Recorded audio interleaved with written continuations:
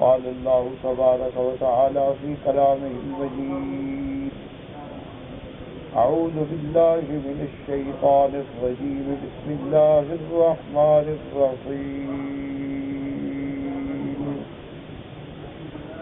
وقل لعبادي يقولوا التي هي أحسن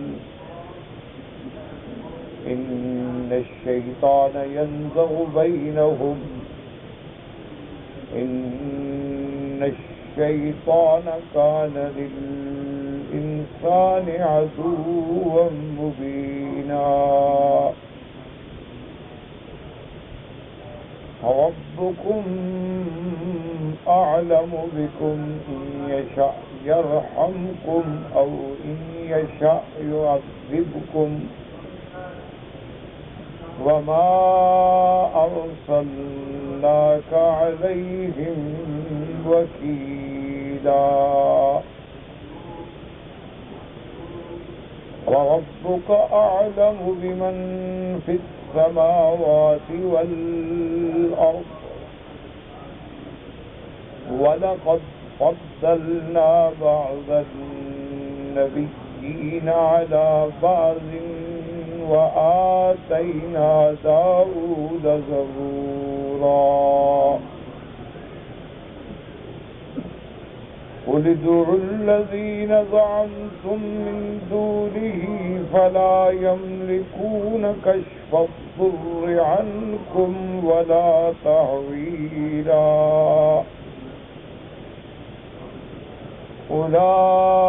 أولئك الذين يدعون يبتغون إلى ربهم الوسيلة أيهم أقرب يبتغون إلى ربهم الوسيلة أيهم أقرب ويرجون رحمته ويخافون عذابه إن عذاب ربك كان محظورا.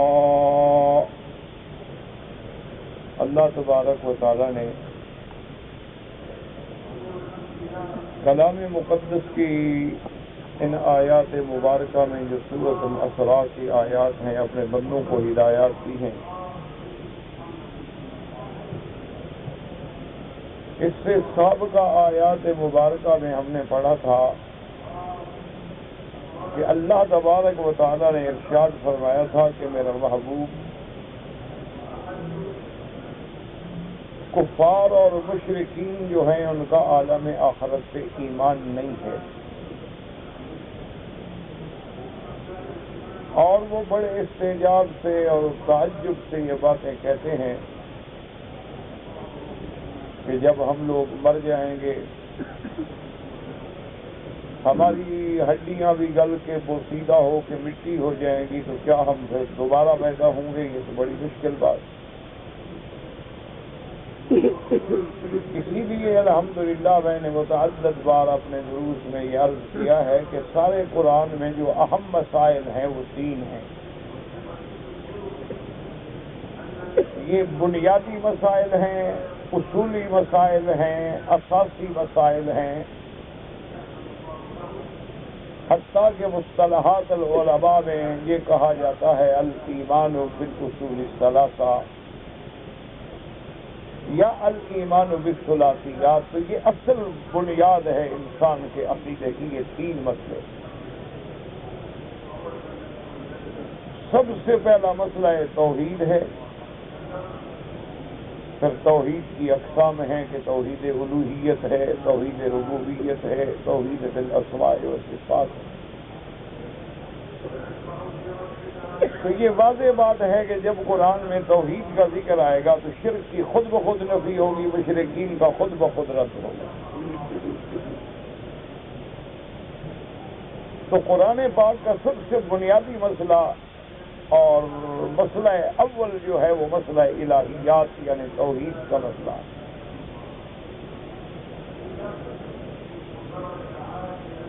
اور دوسرا مسئلہ ہے نبوت و رسالت.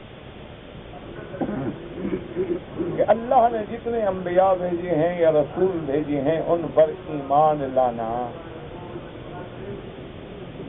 ان سب کو اللہ کا پیغمبر، اللہ کا نبی، اللہ کا رسول سمجھنا،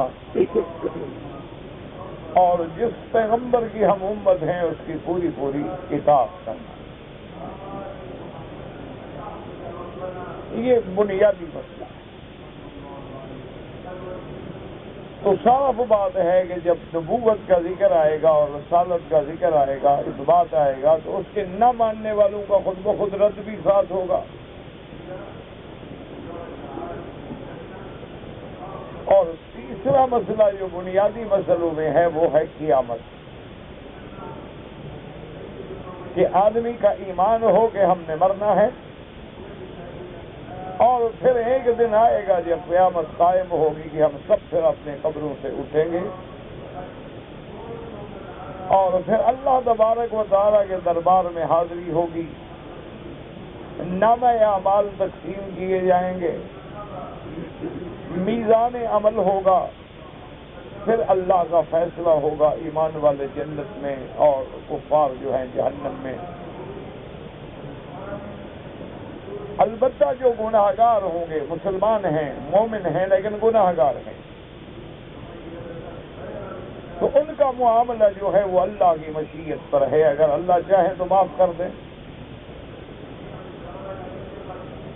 اور اگر اللہ تبارک و تعالیٰ چاہیں تو ان کے گناہوں کے مطابق، ان کے گناہوں کے قدر ان کو جہنم کی سزا ملے گی، لیکن ایک نہ ایک دن وہ جہنم سے نکلیں گے۔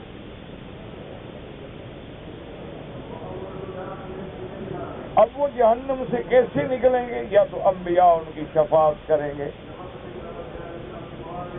اللہ کے اولیاء ان کی شفاعت کریں گے، حافظ قرآن شفاعت کریں گے، خود سور قرآن شفاعت کریں گی،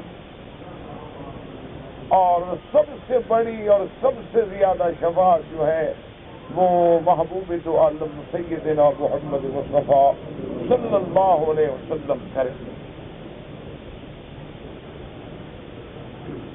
اس کے بعد بھی جو لوگ جہنم میں ایمان والے بچ جائیں گے، جن کا بہت تھوڑا سا ایمان ہوگا، ان کو پھر اللہ اپنی رحمت سے نکالیں گے، وہ نکلیں گے ضرور،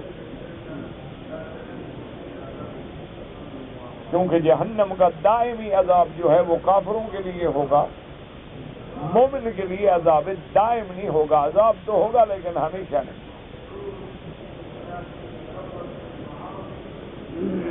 اور اسی طرح پر جب یہ فیصلے ہو جائیں گے، پھر جنت والے جنت میں پہنچ جائیں گے اور جہنم والے جہنم میں، تو اللہ حکم دیں گے کہ موت کو لاؤ۔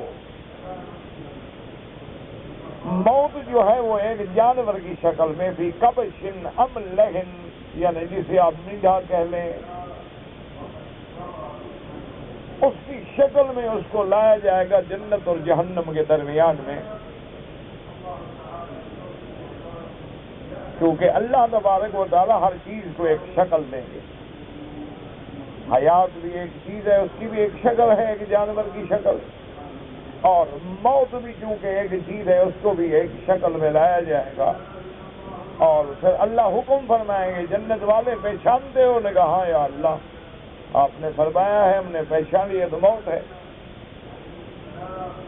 اسی طرح اللہ تبارک و تعالیٰ فرمائیں گے اہل نار جانتے ہو؟ نے کہا ہاں اللہ تبارک و تعالیٰ، یہ موت ہے، تو حکم دیا جائے گا کہ اس کو ذبح کر دو، موت کو ختم کر دو۔ پھر موت کو گویا موت آ جائے گی، اور پھر اعلان ہوگا کہ یا اہل الجنتی خلود، کہ جنت والو اب تم ہمیشہ جنت میں رہو گے، اب موت نہیں آئے گی۔ اور جہنم والوں کو کہا جائے گا کہ یا اہل النار خلود، کہ اے جہنمی، اب تم نے بھی اب ہمیشہ جہنم میں رہنا ہے، موت نہیں آئے گی، موت ختم ہوگی بس۔ تو عالم آخرت کے بعد جو زندگی ہے وہ ہمیشہ والی زندگی ہے، وہ دائمی زندگی۔ تو اس لیے یاد رکھیں کہ پورے قرآن پاک میں یہ تین مسائل ہیں، اگر ان میں کوئی لچک ہو جائے تو پھر آدمی گمراہ ہو جائے۔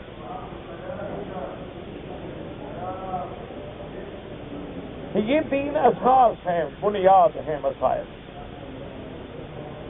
اسی لیے میرے محبوب نے 40 سال کے بعد جب نبوت ملی ہے تو 13 سال صرف یہی مسائل سمجھائے. مکی زندگی میں اور کوئی مسئلہ نہیں آیا، نہ حج کا، نہ زکوٰۃ کا، نہ نماز با جماعت کا، نہ جہاد کا، نہ نفقات کا، نہ فے کا، نہ اموال غنیمت کا، نہ نکاح کا، نہ میراث کا، نہ طلاق کا. یہ کوئی مسئلہ نہیں مکی زندگی میں. یہ سارے مسائل اللہ نے مدینے میں بھیجے. صرف 13 سال جو محنت ہے محبوب دو عالم کی وہ اسی 3 مسئلوں پہ ہے. بس اسی کو کوشش کریں کہ یہ بنیاد ہماری صحیح ہو جائے.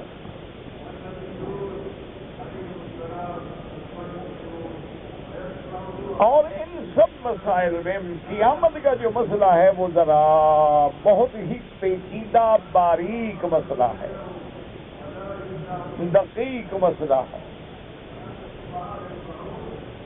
اس کی وجہ یہ ہے کہ ٹھیک ہے ہم نے خدا کو نہیں دیکھا، لیکن خدا کی نعمتیں اور خدا کی مخلوق تو ہمارے سامنے ہے نا.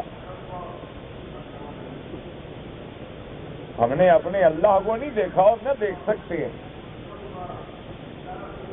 لیکن اگر کوئی ہمیں کہے بھی تم نے خدا کو کیسے پہچانا ہے تو فی کل شیء لہ آیۃ، ہر چیز چیخ کر کہہ رہی ہے کہ میرا کوئی بنانے والا ہے.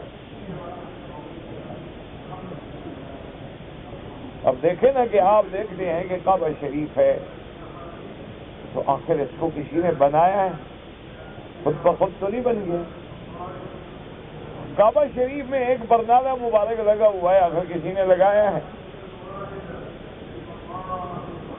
آپ جب جاتے ہیں کوئی بلڈنگ دیکھتے ہیں، کوئی جہاز دیکھتے ہیں، کوئی ہوائی جہاز دیکھتے ہیں، کوئی سائیکل دیکھتے ہیں، کوئی گاڑی دیکھتے ہیں تو فوراً سمجھ جاتے ہیں کہ اس کو کسی نے بنایا ہے. اور پھر اپنی نظریں دوڑاتے ہیں کہ یار یہ کس کمپنی کی ہے. اچھا جی ہاں یہ ٹویوٹا نے بنائی ہے، یہ نسان نے بنائی ہے، یہ مازدا نے بنائی ہے، یہ فلاں نے بنائی. لیکن یہ تو دماغ میں کبھی نہیں آتا نا کہ یہ کار سڑک پہ خود بخود کھڑے کھڑے بن گئی، کہ ویل کی جگہ پہ لگ گئے، اسٹیئرنگ کی جگہ پہ لگ گیا، ٹینکی کی جگہ پہ لگ گئی، سیٹیں خود بخود لگ گئیں اور سڑک پہ کھڑی ہو گئی. ایک بات، ایک عقل کا اندھا بھی اگر اپنے گھر کے سامنے گاڑی کھڑی ہوئی دیکھے تو وہ سمجھے گا کہ بھی اس کو کوئی چلا کے لایا. یہ نہیں سمجھتا گاڑی خود بخود مکے سے چلی اور مدینے پہنچ گئی. آپ اگر کہیں کہ ٹیوب ٹرین چلتی ہے، اگر اس کے لیے بھی تو کسی نے پٹری بچھائی، اس ٹرین کو بھی کسی نے بنایا، اس کے لیے بھی کسی نے انجن لگایا، اس کی بھی کوئی منزل معین کی. اسی طرح آپ دیکھتے ہیں دنیا کی کسی چیز پہ نظر ڈال لیں، آسمانوں پہ نظر ڈال لیں، زمینوں پہ نظر ڈال لیں، حیوانات پہ نظر ڈال لیں، جمادات پہ نظر ڈال لیں، نباتات پہ نظر ڈال لیں تو فوراً آپ کا دماغ یہ اپیل کرے گا، یہ پکار کے کہے گا کہ بھی کوئی ہے بنانے والا. اسی لیے اہل عرب کو خاصتاً اور تمام مخلوق کو عامتاً اللہ نے فرمایا کہ افلا ينظرون الى الابل، کیا تم اونٹ پہ غور نہیں کرتے ہو؟ کیوں؟ عرب کے سامنے چونکہ اونٹ ہوتے تھے اس وقت کوئی ہاتھی پہ سوار نہیں سوار ہوتے تھے کہ ہاتھی کی مثال دیتے. عرب جو ہیں وہ زیادہ تر اونٹ کو سواری کے لیے استعمال کرتے تھے یا گھوڑوں کو استعمال کرتے تھے. قرآن میں دونوں کا ذکر آیا ہے، اونٹ کا بھی آیا، واللہ آدھی آدھی دبہن میں گھوڑوں کا بھی ذکر آیا کہ جو بات سمجھ آئے لوگوں کو.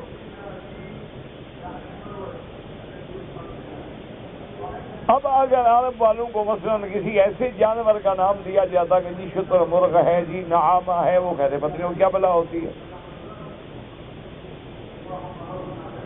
تو اس لیے اللہ نے وہ عام بات کی کہ جس کو بالکل ایک بدو جو ہے نا، عربی جو ہے، بالکل جاہل جو ہے وہ بھی سمجھ رہے. اللہ نے فرمایا افلا ينظرون، کیا تم تدبر نہیں کرتے الى الابل، اونٹ میں کیسے اس کو اللہ نے بنایا ہے. اس کی قامت کو دیکھو، اس کے طول کو دیکھو، اس کی قوت کو دیکھو، اس کے صبر کو دیکھو، اس کے تحمل کو دیکھو، اس کے بار برداری کو دیکھو، اور اس کی اتنی طاقت کے بعد دیکھو کہ 7 سال کا بچہ مہار پکڑ کے لے جا رہا.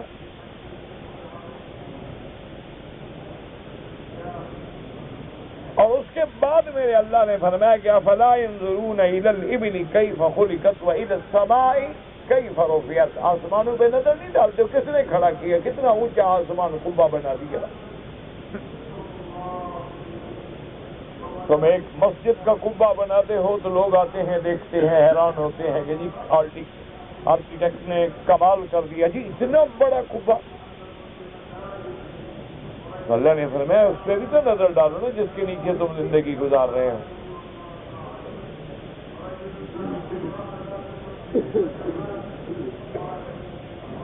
اور پھر اس کے بعد فرمایا وَإِلَى الْجِبَالِ كَيْفَ نُصِبَتْ. پہاڑوں کو نہیں دیکھتے ہو کیسے ہم نے جما دیا.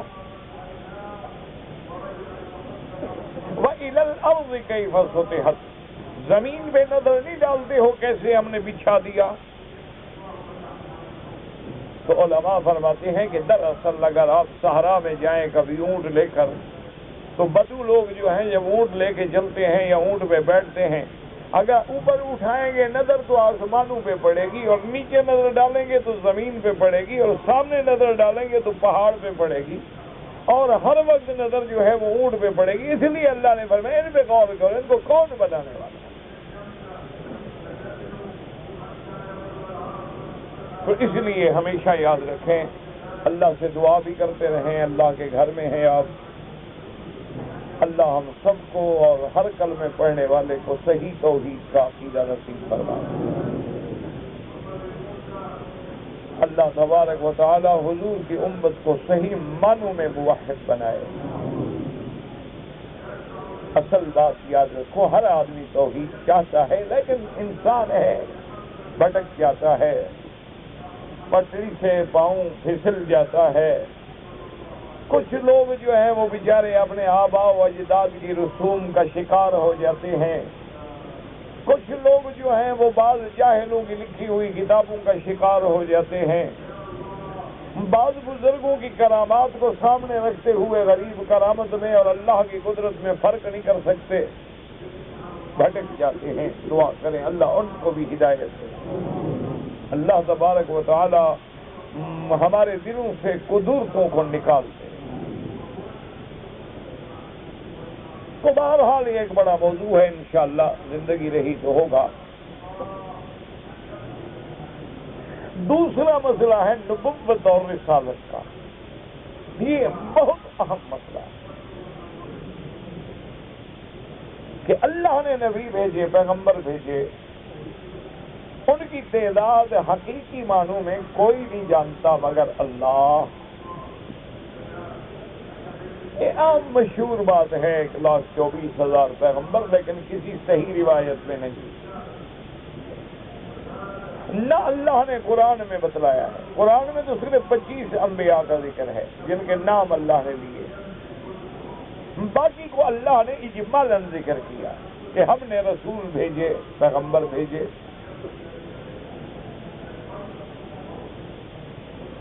اسی لیے قرآن بھی ہمیں اجمالی طور پر یہ سبق دیتا ہے آمن الرسول بما انزل الیہ من ربہ والمؤمنون کل آمن باللہ وملائکتہ وکتبہ ورسلہ. ہمارا ایمان. ویسے اگر ہمیں عدد بتا دیا جاتا تو کوئی اس کا ہمیں فائدہ بھی نہیں, لاکھ آئے یا زیادہ آئے یا کم آئے, اللہ عالم. بس رسول آئے, آمنا باللہ. لیکن جو صحیح روایتوں میں ملتا ہے وہ یہ ہے کہ ان میں 313 جو ہیں وہ رسول تھے, باقی جو ہیں وہ نبی تھے. اور یہ بات بھی دماغ میں رکھ لیں کہ جو رسول ہوگا وہ نبی ہوگا, لیکن یہ ضروری نہیں ہوتا کہ جو نبی ہو وہ رسول بھی ہو. کیا معنی یوں سمجھ لیں کہ رسول وہ ہوتا ہے جس کو اللہ شریعت سے, کتاب سے. نبی وہ ہوتا ہے کہ جس کے ذمہ اللہ کے دین کی دعوت پہنچانا ہے, ضروری نہیں کہ کتاب ہو. اس کی آسان مثال تمہارے دماغ میں یاد رہنے کے لیے کہ موسیٰ علیہ السلام اور ہارون علیہ السلام بھائی. تو موسیٰ علیہ السلام جو ہیں وہ رسول بھی ہیں اور نبی بھی ہیں. ہارون علیہ السلام نبی تو ہیں لیکن رسول نہیں ہے، کیونکہ شریعت موسیٰ علیہ السلام کو ملی ہے، ہارون کو نہیں ملی. ہارون علیہ السلام جو ہے وہ شریعت موسیٰ کے تابع ہیں، کتاب تورات کے تابع ہیں. تو رسولوں کے بارے میں آتا ہے حدیث میں کہ 313 ہیں. اور اللہ کی شان دیکھیں کہ اللہ نے نبیوں میں، کیونکہ رسول کا شان جو ہے وہ نبی سے زیادہ ہوتا ہے، یاد رکھیں کہ سب سے زیادہ شان جو ہے وہ رسول کا ہوتا ہے، یاد رکھیں، کیونکہ وہ صاحب شریعت ہے، صاحب کتاب ہے.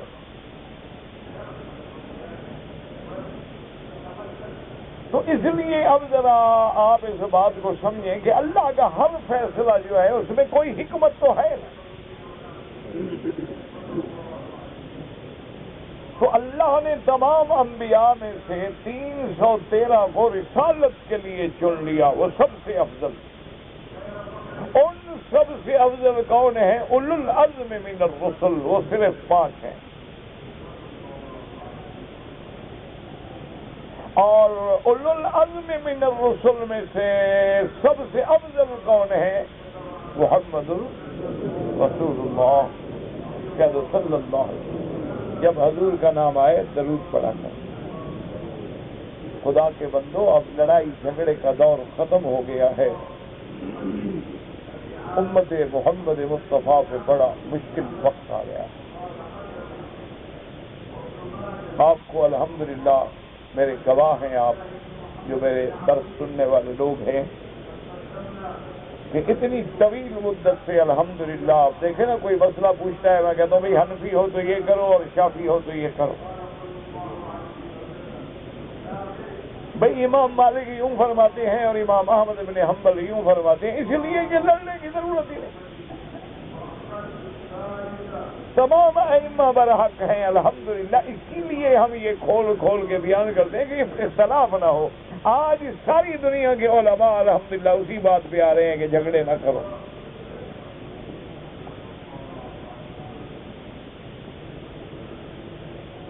اور یہی بات آپ الحمدللہ ثم الحمدللہ ثم الحمدللہ میرے گواہ ہوں گے کہ میں نے کہا کہ کبھی کبھی اولیاء اللہ کی باتیں ایسی ہوتی ہیں جو ہم سمجھ نہیں سکتے ہیں، تو لہذا ان کو چھوڑ دیا کریں، ان کو سمجھ والوں کی طرف چھوڑ دو. کسی اللہ والے پہ بات سمجھ نہ آئے تو کبھی زبان نہ کھولا کرو.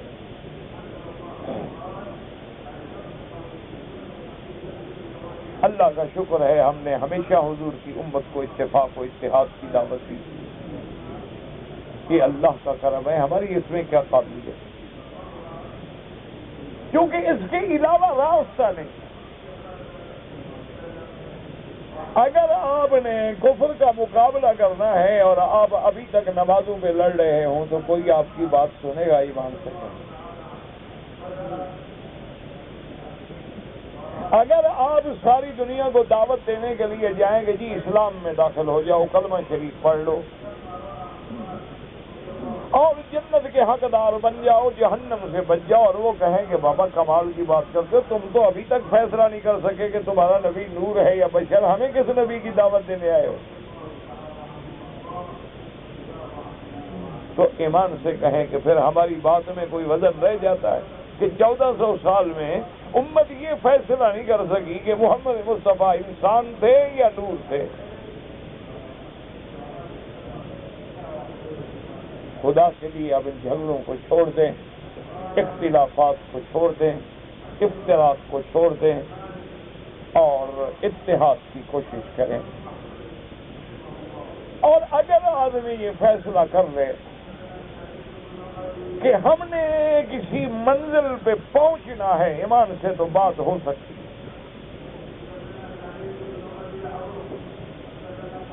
لیکن اگر ہر آدمی اپنی 1.5 اینٹ کی مسجد الگ بنا لے، مسجد الگ، مؤذن الگ، نمازیں الگ، ٹوپیاں الگ، رنگ الگ، پگڑیاں الگ، تو پھر پوری امت پوری دنیا کو آپ یہی سبق دے رہے ہیں کہ بھئی دشمن کو مارنے کی ضرورت نہیں، ہم ایک دوسرے کو خود مارتے رہیں گے، فکر نہ کریں.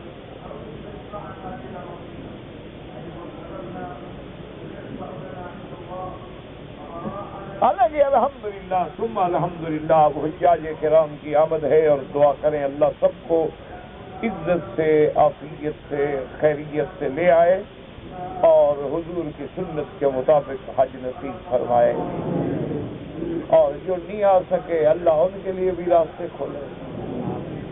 آج وہ بھی تو گھر میں بیٹھے حضرتوں سے دیکھتے ہوں گے نا کہ یار تم تو جا رہے ہو، میں رہ گیا۔ جو آ گیا ہے وہ شکر کرے، اور جو نہیں آیا وہ صبر کرے، اور اللہ سے دعائیں مانگے کہ کوئی کوتاہی تھی، ابھی گھر آنے کی اجازت نہیں ہے۔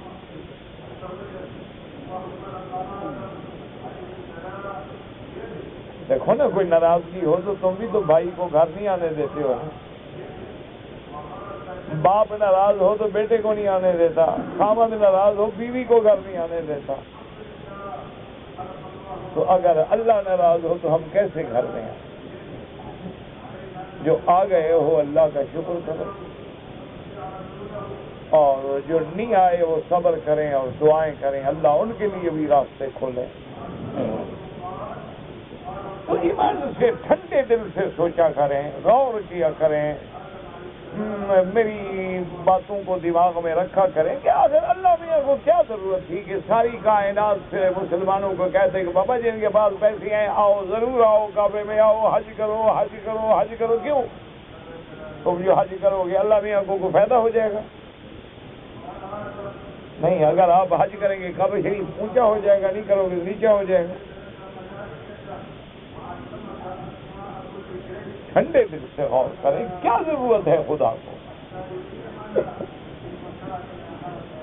لیکن اللہ تبارک و تعالیٰ جو ہمیں حج کی دعوت دے رہے ہیں وہ یہی سبق ہمیں دے رہے ہیں کہ مسلمانوں، میرا کلمہ پڑھنے والوں، تمہارا مرکز ایک ہے، تمہارا قبلہ ایک ہے، تمہارا قرآن ایک ہے، تمہارا نبی محمد رسول اللہ ایک ہے، تمہارا احرام ایک ہے، میرے دروازے پہ حاضر ہونے کا ترانہ ایک ہے، مینا ایک ہے، عرفات ایک ہے، تاکہ حضور کی امت کو ایک سبق ملے کہ تیرے دربار میں پہنچے تو سبھی ایک ہوئے، نہ کوئی بندہ رہا نہ کوئی بندہ نواز۔ اس سبق کو پڑھنے کے بعد بھی اگر ہم مسجدیں الگ بنائیں، ایمان سے کہیں، اور پھر نمازیں بھی الگ، مسجدیں بھی الگ، ایک دوسرے کے پیچھے نماز بھی نہ پڑھے، ایک دوسرے کو مسلمان بھی نہ سمجھے، تو آخر پھر خدا کے بندو بتاؤ مسلمان کہاں رہتے ہیں؟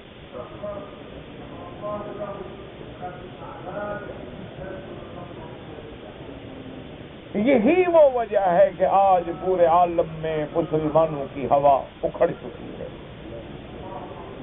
میرے آقا سال پہلے فرما دیا تھا کہ ایک وقت آئے گا جب میری امت کی کوئی حیثیت نہیں، غصہ ان کا غصہ اسرائیل، پھر میں یہ حالت ہو جائے گی جیسے کوئی فلڈ آتا ہے نا، اس کے اوپر کوڑا کرکٹ تیرتا ہے، بس ہو جائے گی پھینک دی۔ صحابہ نے پوچھا یا رسول اللہ جب ایسے کیا ہم تھوڑے والے؟ میں تھوڑے نہیں، تم تو بہت زیادہ ہو گیا، عدد تو میری امت کا بہت بڑا ہوگا۔ آج بھی 1 ارب 30 کروڑ سے زیادہ مسلمان ہے، اللہ کا شکر ہے، لیکن ہر آدمی جو ہے، ایک تو وہ لوگ ہیں جو خالص دنیا میں ڈوب گئے، ان کو تو دین یاد ہی نہیں،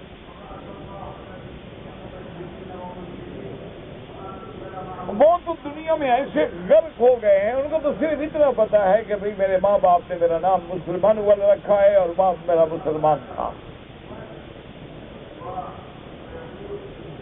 ان سے کبھی کبھی کوئی اتفاقاً بات ہو جائے تو وہ کہتا ہے میں نے دادے کو نماز پڑھتے دیکھا تھا، ابا میاں تو خیر شریف آدمی تھے، وہ تو نہیں پڑھتے تھے،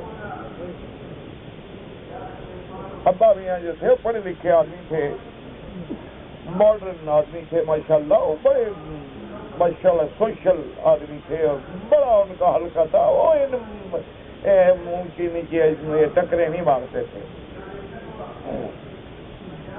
البتہ دادا کچھ پرانے دور کے تھے، بیوقوف تھے، وہ کبھی کبھی پڑھتے تھے۔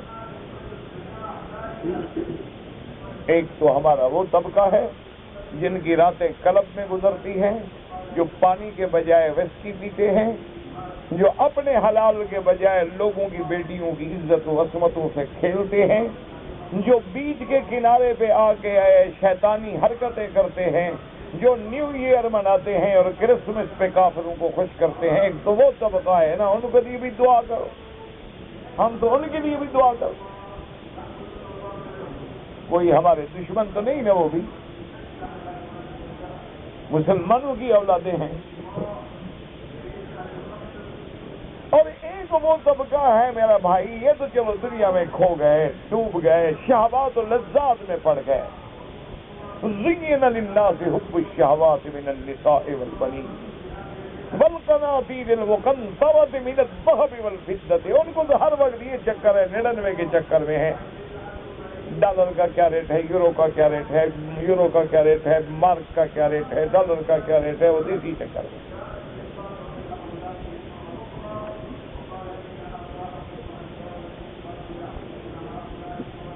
اور ایک وہ طبقہ ہے جو بالکل بوڑھے ہو گئے، مایوس ہو گئے،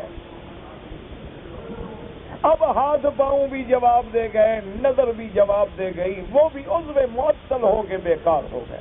ان سے متعلق سمجھتا ہے کہ میں، اللہ کا شکر ہے یہ ہمارا دین سے تعلق ہے، مذہبی جماعتوں سے تعلق ہے، میرا فلاں جماعت سے تعلق ہے، میرا فلاں پارٹی سے تعلق ہے، میرا فلاں مولوی سے تعلق ہے، میرا فلاں پیر سے تعلق ہے.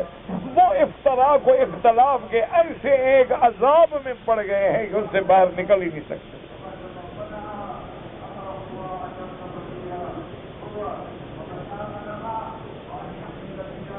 وہ کسی دوسرے کی نماز کو نماز سمجھنے کے لیے تیار نہیں، حج کو حج ماننے کے لیے تیار نہیں،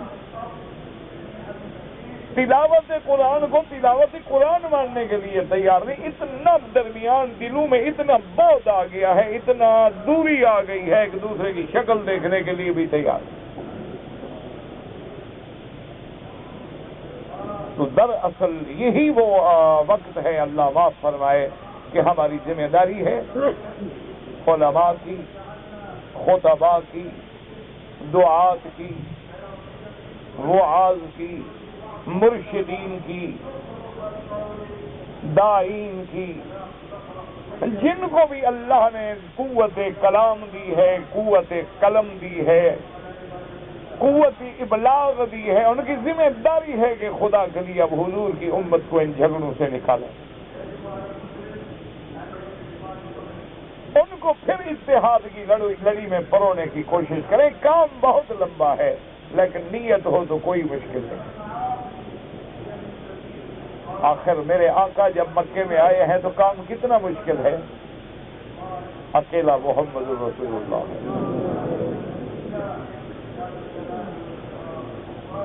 بالکل اکیلے کھڑے ہوئے ہیں کوہ صفا پہ. یا معشر قریش قولوا لا الہ الا اللہ. آپ تو اب اللہ کے شکر میں مکے میں ہیں نا، آنکھیں بند کر کے غور کریں نا، وہ کیا عالم ہوگا جب غار حرا سے محمد عربی صلی اللہ علیہ وسلم قرآن کی پہلی 5 آیتوں کا سبق لے کے وجود پہ اثر ہے، وہ شکل نبوت کا اثر ہے، وہ لقاء جبریل کا اثر ہے، بدن کانپ رہا ہے، اور اللہ کے نبی کے پاس ما سوائے خدیجہ کی کوئی نہیں. سیدہ خدیجۃ الکبریٰ کہہ دو رضی اللہ عنہا. یعنی اس وقت تسلی دینے والا کوئی نہیں، صرف ایک محسنہ ہے، سیدہ خدیجہ ہے رضی اللہ عنہا، کہ جس نے حضور سے کہا کاللہ واللہ لا یخزیک اللہ ابدا. میرے محبوب محمد مدنی، مجھے اللہ کی قسم ہے اللہ تجھے کبھی رسوا نہیں کریں گے. آپ کیوں گھبراتے ہیں؟ حضور فرماتے ہیں زملونی زملونی زملونی، خدیجہ میرے اوپر کپڑا ڈالو، مجھے سردی لگ رہی.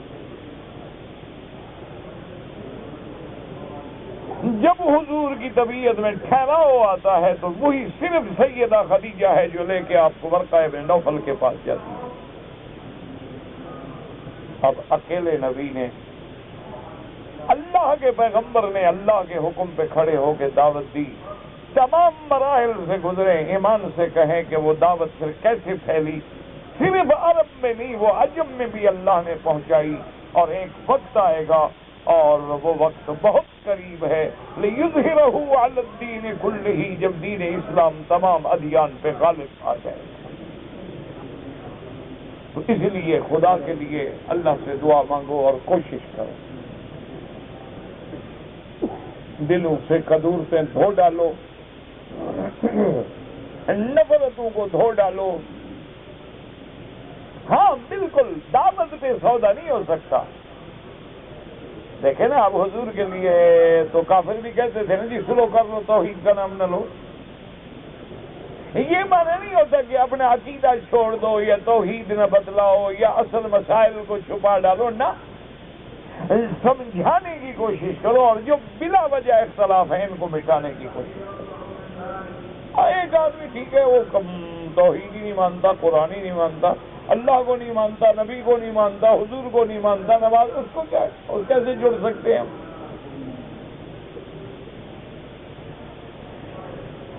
مومن اور کافر تو نہیں جڑ سکتے نا، ایک دل میں ایمان اور کفر دونوں تو نہیں اکٹھے ہو سکتے۔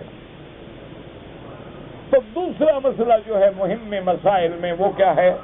وہ ہے نبوت اور رسالت، اور تیسرا مسئلہ قیامت ہے۔ اسی لیے میں نے عرض کیا کہ قیامت کا مسئلہ بڑا دقیق ہے، باریک ہے، یہ سمجھنا جو ہے بڑا مشکل ہو جاتا ہے۔ اس کی وجہ کیا ہے؟ اس کی وجہ یہ ہے، یاد رکھو کہ قیامت کا مسئلہ جو ہے عالم غیب سے ہے، عالم آخرت سے ہے، جو عالم ہم نے دیکھا نہیں، سمجھے کیسے؟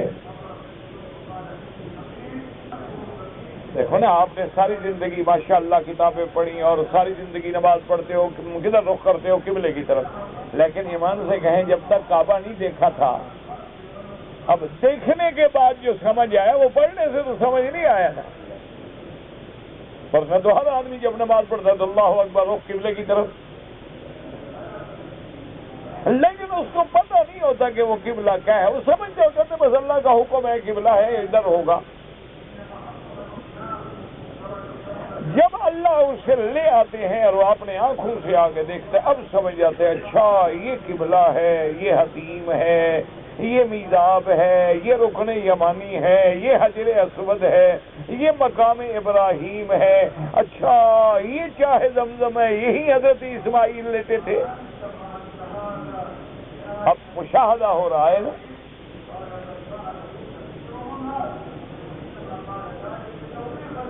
تو جو چیزیں آدمی مشاہدہ کر لیتا ہے وہ مسئلے علم سے تو نہیں سمجھ جاتے نا۔ تو اسی طرح یاد رکھیں کہ جن کے لیے اللہ نے پردے کھول دیے ہیں ان کو تو سمجھنا مشکل کوئی نہیں،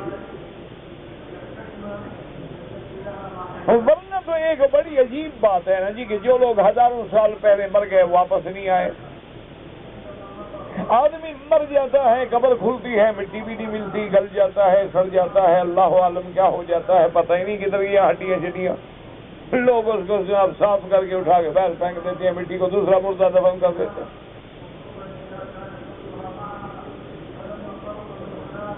اب اس آدمی کو یہ سمجھایا جائے کہ جناب قبر میں عذاب بھی ہوتا ہے، قبر میں ثواب بھی ہوتا ہے، اور پھر ہم نے قبروں سے کھڑا بھی ہونا ہے، تو اس کو یہ بات سمجھ،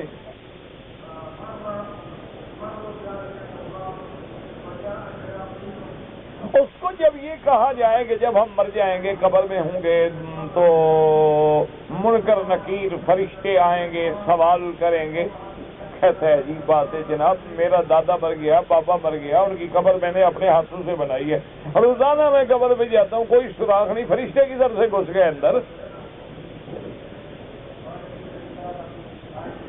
اس کے دماغ میں یہ بات نہیں بیٹھی۔ اس کو جب کہو کہ جی مرنے کے بعد کافروں کو عذاب ہوگا اور مومن کو ثواب ہوگا، وہ کہتا ہے جناب کمال ہے، کتنے کافر ہیں، انگریز ہیں، یہودی ہیں، ان کو ہسپتالوں میں کولڈ سٹوریج میں رکھا گیا ہے، 10-10 سال سے رکھے ہوئے ہیں، کوئی عذاب نہیں، شکل بھی نہیں بدلی، بالکل ٹھیک ٹھاک سوٹ پہن کے لیٹے ہوئے، کیونکہ انگریز تو سوٹ کے ساتھ دفن کرتے ہیں نا، باقاعدہ سوٹ پہنا کے۔ وہ کہتا ہے کہ جناب دیکھو کوئی شکل نہیں، یہاں آپ دیکھتے ہیں کہ کبھی کبھی مشکلات ہو جاتے ہیں، بندہ مر جاتا ہے، وارث نہیں ملتے تو دروازے میں رکھ دیتے ہیں، فریزر میں رکھ دیتے ہیں، رکھا رہتا ہے 2 سال رکھا۔ 2 سال کے بعد مسائل حل ہوتے ہیں، لوگ لکڑی کے تابوت بناتے ہیں، بند کرتے ہیں، اپنے ملک میں لاشیں لے جاتے ہیں، ٹھیک ہے کوئی بات نہیں، کہتے ہیں جناب کمال کی بات ہے، کافروں کو ہمارے آنکھوں کے سامنے فریج میں رکھا ہوا ہے، کوئی عذاب نہیں ہوا۔ اور دیکھیں جناب، ہم نے ایک نمازی آدمی کو دفن کیا قبرستان میں، سال کے بعد قبر کھولی، ہوا مٹی نہیں ملی، تو آپ کیسے کہتے ہیں کہ مسلمان کو فائدہ ہوتا ہے اور کافر کو تکلیف ہوتی ہے؟ تو یہ باتیں سمجھ لیں، اس کا نتیجہ یہ نکلتا ہے کہ آدمی پھر انکار کر دے،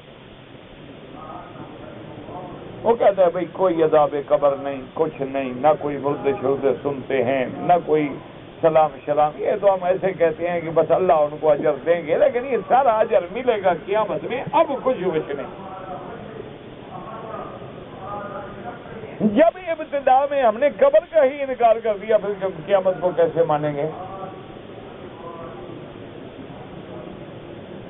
کہ یہ مان لینا کہ قیامت آئے گی اور یہ سب کچھ فنا ہو جائے گا، تو کافر کہتے ہیں کمال کی بات ہے جناب، ایک آدمی محل بناتا ہے، اس پہ 2 کروڑ روپے لگاتا ہے، اور محل بنا کے 2 سال کے بعد بلڈوزر لے آئے توڑنے لگ جائے، سب کہیں گے بھئی اس کا دماغ خراب ہو گیا، عجیب بات، دیکھو 2 کروڑ روپے خرچ کیا، کوٹھی بنائی، عالیشان کوٹھی ہے، توڑا ہے بغل۔ وہ کہتے ہیں کہ جناب اگر 2 کروڑ کی چیز بنا کے توڑنا جو ہے عقل مندی نہیں ہے، تو اللہ نے اتنا بڑا کارخانہ بنا کے کیوں توڑ دیں گے؟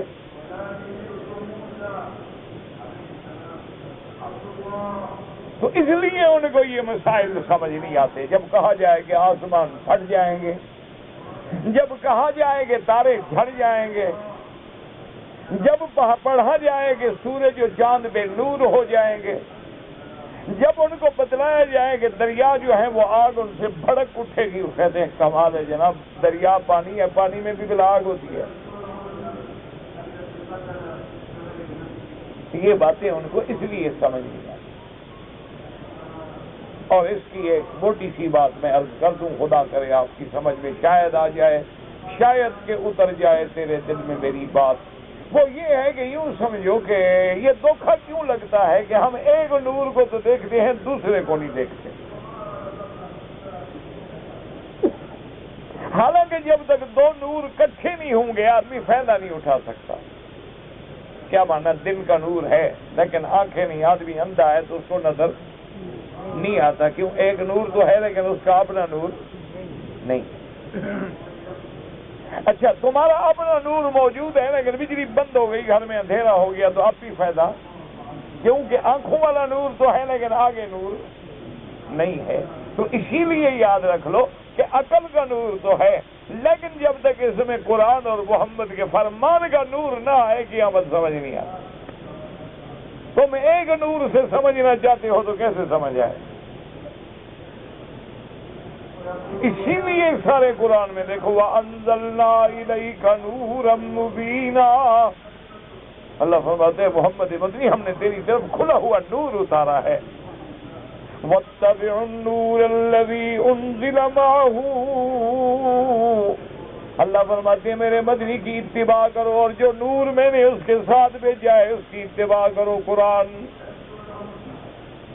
اسی طرح قرآن کہتا ہے قَدْ جَاءَكُم مِّنَ اللَّهِ نُورٌ وَكِتَابٌ مُّبِينٌ۔ اسی لیے قرآن کہتا ہے اللہ ولی الذین آمنوا یخرجهم من الظلمات الى النور والذین کفروا اولیاءهم الطاغوت یخرجونهم من النور الى الظلمات۔ اسی طرح قرآن کہتا ہے قیامت والے دن مومنوں کا کیا عالم ہوگا، نورہم یسعی بین ایدیہم۔ اسی لیے قرآن کہتا ہے کہ مومن قیامت میں دعائیں کریں گے اتمم لنا نورنا۔ اس لیے ہمیشہ یاد رکھو کہ جب تک وہ نور وحیین یعنی وحی قرآن اور وحی محمد مصطفیٰ صلی اللہ علیہ وسلم کا نور نہ آئے، صرف عقل سے مسئلے سمجھ نہیں آئیں گے قیامت کے نہ قبر سے۔ اور جس دن وہ نور ایمان کی روشنی اندر آ گئی پھر مسئلہ ہی کوئی نہیں.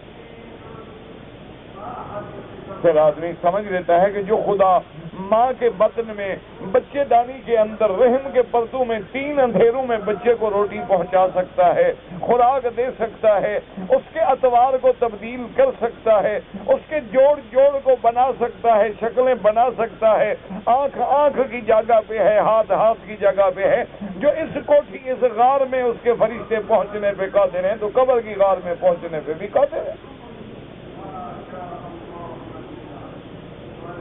تو سارے مسئلے حل ہو جاتے ہیں. لیکن شرط یہ ہے کہ نور قرآن ہو اور نور، یہی وہ وجہ تھی نا جیسے میں نے عرض کیا ہے کہ معراج کا مسئلہ ابو جہل کو سمجھ نہ آیا. کیوں؟ اس نے عقل والے نور سے کام لیا. اس نے کہا کمال ہے، مکے سے 1 مہینہ لگتا ہے مسجد اقصیٰ جانے کا،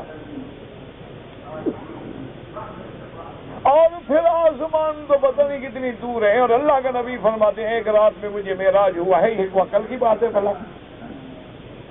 اس کے بعد عقل والا نور تو تھا لیکن ایمان والا نور نہیں تھا، وہ نہ سمجھ سکا معراج. جب ابو بکر صدیق کے پاس آئے تو اس نے 1 سیکنڈ بھی نہیں لگایا، اس نے کوئی آرگومنٹ بھی نہیں کیے، اس نے کوئی دلائل، کوئی بحث، کوئی اس کے اوپر دلائل کی بات، اس نے ایک بات کی. اس نے کہا ابو جہل دیکھو لمبی چوڑی بات نہ کرو، جو تم کہہ رہے ہو حضور کہتے ہیں اسراء معراج کا، تم نے سنا حضور کہتے ہیں؟ میں نے کہا میں ابھی سن گیا. انہوں نے کہا سادہ کا رسول کہا ہے سچ ہے. نے کہا ابو بکر کیا کر رہے ہو، اتنی بڑی بات مان رہے ہو؟ اور کہا چھوڑ ابو جہل، ہم تو اس کے بڑی بات مانتے ہیں. اگر جبریل وحی لے کے آسمانوں سے روزانہ میرے نبی کے پاس آ سکتا ہے تو 1 دفعہ اگر نبی اوپر چلے جائیں تو کون سی مشکل بات ہے بھائی؟ جو اللہ جبریل کو بھیجنے پہ قادر ہے وہ محمد مصطفیٰ کو بلانے پہ قادر نہیں ہے. اب فرق کیا تھا کہ ابو جہل نور ایمان سے محروم تھا اور ابو بکر کے پاس نور ایمان بھی تھا، نور عقل بھی تھا. فوراً مان گیا اور سادہ کا رسول. تو اب جن کے پاس نور ایمان ہے جب وہ پڑھتے ہیں عذاب قبر وہ کہتے ہیں بھئی حضور نے فرمایا میں نے خود دیکھا ہے ان قبر والوں کو عذاب ہو رہا ہے. کہتے بس بات ختم. جب حضور نے دیکھ لیا، حضور فرماتے ہیں میں نے خود دیکھا ہے کہ جنت میں محل ہیں. میں نے پوچھا کس کا؟ انہوں نے کہا عمر کا ہے. بات ختم ہوگی. پھر لمبی چوڑی بحث میں جانے کی ہمیں ضرورت ہی نہیں. تو اس لیے یہ 3 مسائل ہیں. اور چوتھے مسئلے میں جو آج ہم نے آیت پڑھی ہے اس میں اللہ نے ہمیں ایک سبق دیا ہے. اس سبق کو مختصر سمجھ لو. وَقُلْ عِبَادِي يَقُولُ الَّتِي هِيَ أَحْسَنُ. اللہ نے فرمایا میرے مدنی میرے بندوں کو، اپنی امت کو کہہ دو کہ جب بات کریں تو اچھے کلمات کہیں، اچھی بات کریں. بعض علماء فرماتے ہیں کہ یہ خطاب ہے کہ جب کافروں سے بھی بات کرو تو اچھی طرح بات کرو. دیکھو نا، اب تم اس کو کہو بھائی تم جہنمی ہو، تم کافر ہو، تم مردار ہو، تم منحوس ہو، تمہاری بات سنے گا؟ تو حکم ہے کہ ان سے بھی اچھی بات. جب ان سے اچھی بات کرنے کا حکم ہے تو آپس میں بھی اچھی بات کرو، عزت سے ملو، عزت سے خطاب کرو. دشمن سے بھی بات کرو تو طریقے سے بات کرو، کیونکہ تم اگر باتوں میں گندی بات زبان سے نکالو گے تو شیطان کو موقع دو گے. دشمن تو انتظار میں بیٹھا ہے کہ باتوں میں تمہیں لڑا دے. اس لیے اللہ نے آگے فرما دیا کہ ان الشیطان ینزغ بینہم، شیطان ان کے درمیان میں فساد کرا دیتا ہے، جھگڑا کرا دیتا ہے. ان الشیطان کان للانسان عدوا مبینا. اللہ نے فرمایا میرے بندو شیطان انسانوں کے لیے کھلا دشمن ہے. کھلا دشمن کیسے کہ دشمن چھپا بھی ہوتا ہے، کھلا بھی ہوتا ہے. وہ تو ایسا دشمن ہے جس نے اعلان کر دیا تھا میرا اللہ میں تیرے بندوں کو گمراہ کروں گا.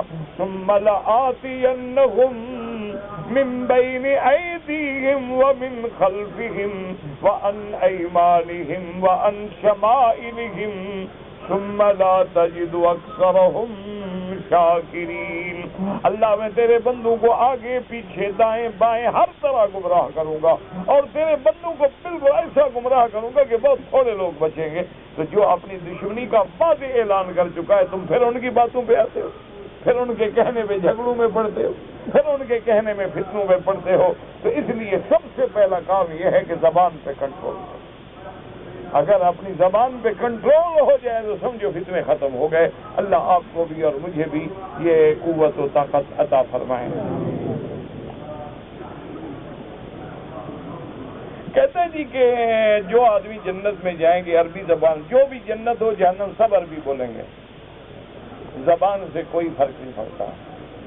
عربی کافر بھی بولتے ہیں، مسلمان بھی بولتے ہیں. جنت ہوگی، بلکہ یوں سمجھ لو کہ ہم جب مرنے کے بعد قبر میں جائیں گے عربی شروع ہو گئی. من ربک ما دینک ما تقول فی حق ھذا الرجل. سوال جواب سب عربی میں ہوگا، نہ ہندی میں ہوگا نہ پشتو میں ہوگا.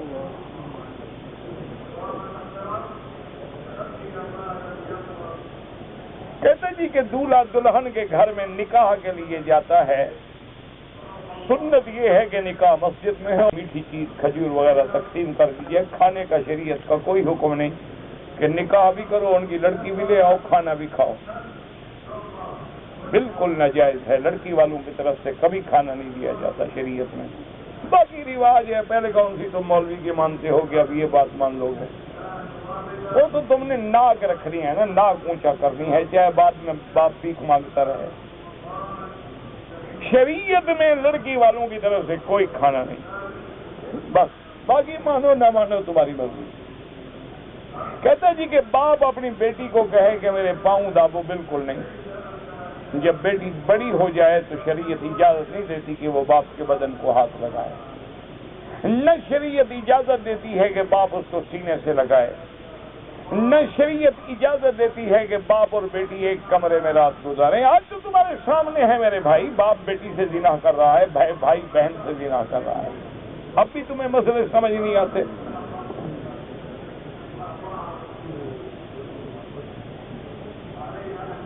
کہتے جی کہ حرم مکہ میں ایک نماز کا ثواب 1,00,000 گنا. گناہ ایک لکھا جائے گا، گناہ لاکھ نہیں لکھا جائے گا، لیکن وہ ایک بھی بربادی کے لیے کافی ہے. دیکھو نا، چوری آدمی کرتا ہے لیکن بادشاہ کے گھر سے چوری کرے، ہے تو چوری، لیکن وہ تو چمڑی ادھڑوا دیں گے نا. چوری یہاں بھی تو گناہ ہوگا، لیکن تو خدا کے گھر میں گناہ ہے، لکھا ایک جائے گا. کہتے جی کہ ایک آدمی نے قتل کیا، اس کا مقدمہ چلا، آگے رشوت لے کے انہوں نے چھوڑ دیا، تو میں قاتل کو قتل کر دوں؟ بالکل نہیں. یہ اسلام اجازت نہیں دیتا کہ ہر آدمی اپنے قاتل کو قتل کرے، پھر تو دنیا میں فساد ہو جائے گا. اگر قانون میں انصاف نہیں ہوا، اللہ کی عدالت تو ہے نا، ایک دن انصاف ہوگا. تم اللہ کی عدالت پہ راضی رہو. تمہیں یہ شریعت حق نہیں دیتی کہ اپنے باپ کے قاتل کو یا بھائی کے قاتل کو جا کے قتل کر دو. یہ تو فساد فی الارض ہے، اور واللہ لا یحب الفساد. اللہ کو فساد اور فتنہ پسند نہیں ہے. بالکل ایسی بات نہیں. یہ تو جاہلیت کی بات ہے، اس نے مارا، اس نے مار دیا، اس نے مارا، اس نے مار دیا. اگلے دن مجھے کوئی بتا رہا تھا، ایک ضلع کے اعداد و شمار آ رہے تھے، 10 سال میں کئی ہزار بندے قتل ہو گئے. انا للہ و انا الیہ راجعون. تہجد کی نماز میں افضل یہ ہے کہ 8 رکعت پڑھیں. ویسے اللہ جتنا نصیب کر دے، 2 نصیب کرے، 4 کرے، جتنا. حضور پاک نے 4 رکعت ملا کے پڑھی ہیں تہجد کی. کہتے تھے جو لوگ حرم میں امام کے پیچھے نماز نہیں پڑھتے، اللہ ہدایت دے. دعا کرو اللہ ان کو ہدایت عطا فرمائے. اصل وجہ یہ ہے نا میرا بھائی کہ ان کو میرے جیسے مولویوں نے دماغ میں بھوت بھرا ہوا ہے نا کہ یہ نبی کے گستاخ ہیں، حضور کے گستاخ ہیں، مدینے کے گستاخ ہیں، اللہ کے نبی کو نہیں مانتے ہیں، درود کو نہیں مانتے ہیں. وہ بیچارہ کیسے نماز پڑھے؟ اس کا دماغ میں تو بھر دیا گیا ہے کہ یہ دشمن رسول ہے، کوئی دشمن کے پیچھے بھی نماز پڑھے گا نہ. مجھے پتا ہوگی یہ تو اچھا میں یہودی کے پیچھے نماز پڑھوں گا؟ نصرانی کے پیچھے، کسی ہندو کے پیچھے، کیوں؟ وہ بندے نہیں، اس لیے نا کہ اسلام کے دشمن ہیں، تو اس بیچارے کے دماغ میں یہ بھر دیا گیا ہے نا جاہلوں نے۔ تو اللہ سے دعا کریں اللہ اس کو حرم میں لا کر حرم کی جماعت سے محروم نہ کرے۔ یہ کتنی بڑی بدقسمتی ہے کہ 20 لاکھ بندہ ایک امام حرم کے پیچھے کھڑا ہو اور یہ کمرہ بند کر کے اپنا الگ بیٹھا ہو، اس سے بڑی کوئی سزا ہے دنیا میں؟ دعا کرو اللہ اس کو سمجھ عطا کرے۔ آسمان کی طرح منہ کر کے دعا مانگیں جائز ہے، لیکن ادب یہی ہے کہ نیاز مندی ہو۔ جو لوگ خانہ کعبہ کے اندر یا باہر برے کام کرتے ہیں مسلمان شمار ہوں گے؟ بالکل شمار ہوں گے، مسلمان ہے، گناہگار ہے، اللہ چاہے بخش دے۔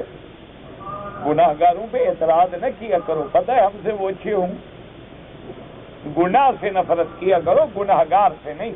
گناہگار تو مریض ہے، بیمار ہے، تو کیا تمہارے گھر میں کوئی بیمار ہو جائے اٹھا کے سڑک پہ پھینک دو گے؟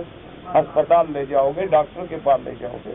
اگر گناہگار ہے اس کو دین کی باتیں سمجھاؤ، علماء کے پاس لے جاؤ، اس کو اچھے اچھے کیسٹ سناؤ، اس کے ساتھ پیار کرو، محبت کرو، مسجدوں میں لے جاؤ تاکہ اس کا علاج ہو۔ سنت مؤکدہ یا غیر مؤکدہ پڑھنے کا ایک طریقہ ہے، جیسے مثلا 4 رکعت سنت ظہر سے پہلے مؤکدہ ہیں اور عشاء سے پہلے غیر مؤکدہ ہے، پڑھنے کا ایک طریقہ ہے۔ مؤکدہ کا معنی تاکید ہے کہ آپ نے ہمیشہ پڑھی، اور غیر مؤکدہ کبھی پڑھ لی کبھی چھوڑ دی، بس ورنہ طریقہ ایک ہوتا ہے۔ ایک ملی ہے، میں کیا کروں اس کو جمع کرا دوں، یہاں باقاعدہ دفتر بنے ہوئے ہیں، بس چومنا کوئی حدیث و قرآن سے ثابت نہیں، چومنا صرف حضور نے حجر اسود کو ہے۔ اگر غلاف کو چومنا سنت ہوتا تو حضور کے زمانے میں بھی غلاف موجود تھا، آپ بتا دیتے حجر اسود سے آپ نے بوسہ دیا، غلاف کو نہیں دیا، کیوں؟ تو معنی یہ ہے کہ غلاف کو نہ چومنا سنت، حجر اسود کو چومنا سنت۔ جہاں حضور بوسہ دیں بوسہ دینا سنت، اور جہاں بوسہ نہ دیں وہاں نہ دینا سنت۔ لوگ بلڈنگ کا کنٹریکٹ کرواتے ہیں کہ جی میں آپ کو بلڈنگ لے دوں گا اور اپنا کمیشن لیتے ہیں، ٹھیک ہے، اگر تو آپ کو بتا دیا ہے اس نے کہ میں بلڈنگ لے دوں گا، میں آپ کا سودا کروا دوں گا، ٹھیک ہے، کوئی مسئلہ نہیں، لیکن چوری نہ ہو، ڈاکہ نہ ہو، بتلا کے ہو، بات کھل کے واضح، دونوں فریقین کو پتا ہو، لینے والے کو بھی، خالہ وغیرہ ان کے لیے عمرہ حج جو بھی چاہو کر سکتے ہو۔ کہتے جی کہ حرم شریف کے علاوہ جو مسجدیں ہیں 11:30 بجے اذان، وہ اعلان ہوتا ہے، اصل اذان وہ نہیں ہے، وہ اعلان۔ اذان کا معنی کیا ہے؟ اعلان، اطلاع ملے، لوگ تیار ہو جائیں، جلدی کریں۔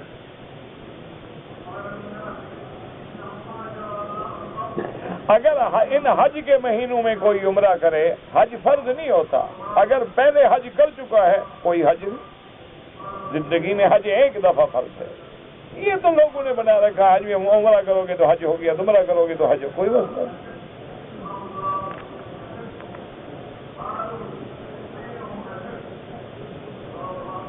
ایک روزہ رمضان کا نہیں ہوا قضا کرو، نہیں ہوا جب تم خود پتا ہے کہ نہیں ہوا تو قضا کرو۔ فجر کی نماز کے بعد اگر حنفی مسلک میں ہیں تو اس کے 2 رکعت جو ہیں وہ سورج نکلنے کے بعد پڑھیں۔ امام شافعی اور امام احمد بن حنبل رحمۃ اللہ علیہ کے نزدیک حرم میں ہر وقت جائز۔ اس کا حل ہے کہ اگر تم حرم میں بیٹھے ہو، مکے میں ہو، کوئی جلدی نہیں، کوئی جانا نہیں، آرام سے بعد میں پڑھ لو تاکہ کسی کا اختلاف نہ رہے۔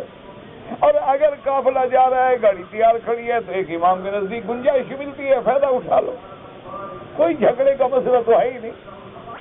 میں حج کرنا چاہتا ہوں، میرے روپے چاچے نے مجھے دیے تھے، ان کے پیسے بینک میں تھے، بینک میں ہوں کہیں بھی ہوں، تمہیں چاچے نے پیسے دی، حج کرو، بالکل تمہارا حج ٹھیک ہے۔ بینک میں ہر کسی کے پیسے ہوتے ہیں، رشتہ نہیں ہو سکتا۔ عمر 78 سال ہے، میں ان کی طرف سے کنکریاں مار سکتا ہوں، اگر وہ تندرست ہیں، چلتے پھرتے ہیں، نماز کھڑے ہو کے پڑھتے ہیں تو کنکریاں خود مارے۔ اگر کمزور ہیں، ضعیف ہیں تو تم مارو، وکیل بن جاؤ، پہلے اپنی کنکریاں مارو پھر ان کی مارو۔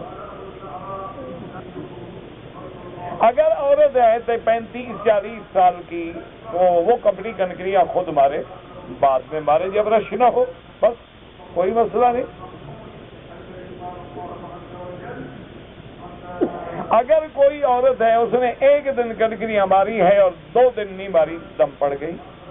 1 دن نہ مارے تب بھی دم ہے اور 3 دن نہ مارے تب بھی دم ہے۔ لیکن یہ نہ کہنا کہ چلو یار گھر آ جاؤ، نہیں ماریں گے، 1 بکری دینی ہے نا، گناہ ہے، ایسا نیت کرنا بھی گناہ ہے۔ وہ تو یہ ہے کہ اگر رمی رہ گئی ہے غلطی سے دم دے دے۔ 10 تاریخ کی رمی کوئی دوسرا کرے نہیں، ہر آدمی اپنی کرے، الا وہ جو معذور ہے۔ حتیٰ کہ بعض فقہا فرماتے ہیں معذور کی تعریف یہ ہے کہ چل نہ سکتا ہو اور نماز بھی کھڑے ہو کے نہ پڑھ سکتا ہو۔ یہ معذور نہیں ہوتے کہ سارا دن بازار پھرتے ہیں، کہتے ہیں ہم نے بڈھے ہیں جی، بوڑھے ہیں جی، سارا دن شاپنگ کرتی ہیں عورتیں، کہتی ہیں نہیں ماری کنکری تم مار دینا، کیوں جی تم کیوں مار دو، بالکل خود ماریں۔ ہم حج افراد والے ہیں اور مسجد میں پہنچ جائیں عرفات کے میدان میں تو پھر امام جیسے نماز پڑھائیں اسی طرح پڑھیں۔ وہ 2 رکعت پڑھائیں گے اور ظہر عصر کو جمع کریں گے، جھگڑے میں نہ پڑیں۔ اگر اپنے اپنے کیمپوں میں ہو اور اپنے مسلک پہ چلنا چاہتے ہو تو پھر اپنی جماعتیں کر لو، کوئی بات نہیں، کوئی مسئلہ نہیں، جھگڑا نہیں، کچھ نہیں۔ امام بخاری اور امام مسلم، صحابہ میں شیخین ابو بکر و عمر، صاحبین ابو حنیفہ کے صاحبین ابو یوسف اور محمد بن حسن الشیبانی، کہ ایک آدمی کی بیوی سے تعلق ہے، محبت ہے، لیکن اس کو بلا وجہ ایک شک ہے کہ ایک نوجوان لڑکا اس کے گھر میں آتا جاتا ہے اور وہ چاہتا ہے کیوں گولی مار دو جی، شک ہے طلاق دے دو، گولی کیوں مار دو، تمہیں یہ کس نے حکم دیا ہے گولی مار دو؟ سب سے پہلی بات تو یہ ہے کہ بلا وجہ شک پہ کیوں ایسے فیصلے کرتے ہو؟ زیادہ سے زیادہ اس آدمی پہ پابندی لگا دو بھی اندر میرے گھر مت آؤ، السلام علیکم، بات ختم ہو گئی۔ ہو سکتا ہے تمہاری بیوی بیچاری بے گناہ ہو اور تم تہمت بھی لگاؤ اور قتل کی نیتیں بھی کرو، توبہ کرو، استغفار کرو، بلا وجہ شک نہ کرو۔ اپنی بیوی سے زنا کرے، بیوی سے زنا تو نہیں ہوتا، بیوی سے تو نکاح ہوتا ہے۔ اب مجھے تو سمجھ نہیں ہے کہ بیوی سے کیسے زنا ہوتا ہے، بیوی تو حلال ہے تمہارے لیے، اللہ کے بندے، زنا غیر محرم سے ہوتا ہے۔